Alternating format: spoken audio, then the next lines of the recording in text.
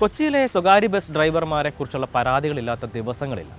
എന്തായാലും കഴിഞ്ഞ കുറേ ദിവസങ്ങളായി ഇത്തരത്തിലുള്ള സംഭവങ്ങൾ ആവർത്തിക്കപ്പെടുന്നു. ബസ് തൊഴിലാളികൾ തന്നെ പരസ്പരം തമ്മിലടിക്കുന്നു. ഒപ്പം തന്നെ മറ്റ് വാഹനങ്ങളുമായി ബന്ധപ്പെട്ട് അല്ലെങ്കിൽ മറ്റു വാഹനങ്ങൾ ഓടിക്കുന്ന ആളുകളുമായിട്ടും ഇവരുടെ ഒരു അക്രമ സ്വഭാവം അതെല്ലാം തന്നെ ദൃശ്യങ്ങൾ ഉൾപ്പെടെ മാധ്യമങ്ങളിൽ വാർത്തകളാകുന്ന ഒരു സാഹചര്യം കൂടിയുണ്ട്. എന്തായാലും നിരവധി തവണ ഇത്തരത്തിലുള്ള സംഭവങ്ങൾ ആവർത്തിക്കപ്പെട്ടിട്ടും ഒരു തരത്തിലുള്ള നടപടികളും ഉണ്ടാകുന്നില്ല. ഇത് വീണ്ടും വീണ്ടും ആവർത്തിക്കപ്പെടുന്നു എന്നുള്ളതാണ് ഏറ്റവും വിഷമകരമായിട്ടുള്ളൊരു കാര്യം. കലിപ്പൊടുങ്ങാത്ത ഡ്രൈവർമാരാണ് ഇന്നത്തെ കാര്യത്തിൽ.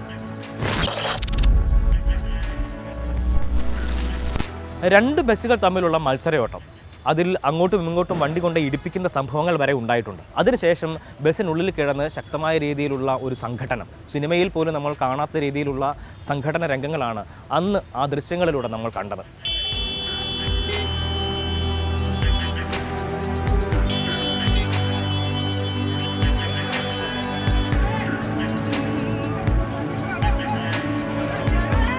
അതിനെ തുടർന്ന് ഏതാണ്ട് നാലോളം പേർക്കെതിരെയാണ് പോലീസ് കേസെടുത്തത്. ആ കേസിൻ്റെയൊക്കെ വഴികൾ ഏത് വഴി പോയി എന്നതിനെക്കുറിച്ചൊക്കെ വ്യക്തത വരേണ്ടതുണ്ട്. കാരണം ഇത്തരം സംഭവങ്ങൾ ആവർത്തിക്കപ്പെട്ടുകൊണ്ടേയിരിക്കുന്നതാണ് കൊച്ചിയിൽ.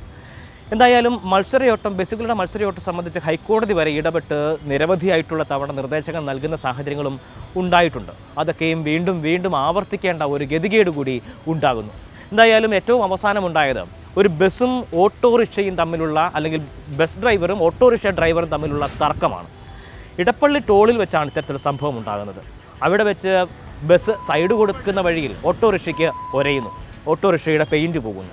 അവിടെ മുതൽ ഇവരങ്ങോട്ടും ഇങ്ങോട്ടും വലിയ രീതിയിലുള്ള വാഗ്വാദങ്ങൾ, ഒപ്പം തന്നെ കൊലവിളികൾ ഒക്കെ നടത്തിക്കൊണ്ടുള്ള ഒരു സംഭവമാണ് തുടർന്നുകൊണ്ട് പോകുന്നത്. ഏറ്റവും അവസാനം എടപ്പള്ളി ഓവർ ബ്രിഡ്ജിന് മുകളിൽ വരുമ്പോൾ ഓട്ടോറിക്ഷ ബസ്സിന് വട്ടം കുറുകയിടുന്നു. അതിനുശേഷം അങ്ങോട്ടും ഇങ്ങോട്ടും ഏതാണ്ട് കയ്യാങ്കളിയിലേക്ക് കാര്യങ്ങളെത്തുന്നു. ഓട്ടോ ഡ്രൈവറുടെ കൈക്ക് മുറിവേൽക്കുന്ന സംഭവങ്ങൾ വരെ ഉണ്ടായി. അതിൽ പറയുന്നത് ഓട്ടോ ഡ്രൈവർ കൈകൊണ്ട് ബസ്സിൻ്റെ ചില്ല് അടിച്ചു പൊട്ടിച്ചതിനെ തുടർന്നാണ് അയാൾക്ക് കൈക്ക് മുറിവേറ്റത് എന്നുള്ളതാണ്. നിരവധിയായിട്ടുള്ള ആളുകൾ അവിടെ ബ്ലോക്കിൽ പെട്ടുപോകുന്ന സാഹചര്യം ഉണ്ടാകുന്നു.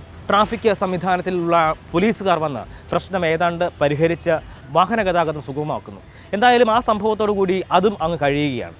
കൊച്ചിയിലെ ബസ് ഡ്രൈവർമാർക്കെതിരെ വലിയ രീതിയിലുള്ള വിമർശനങ്ങൾ ഉയരുന്ന ഒരു സാഹചര്യം തുടരെ കാണുന്നുണ്ട്. പക്ഷേ എന്ത് നടപടിയാണ് ഇതിലുണ്ടാകുന്നത് എന്നുള്ളതാണ് ഏറ്റവും പ്രധാനപ്പെട്ട കാര്യം.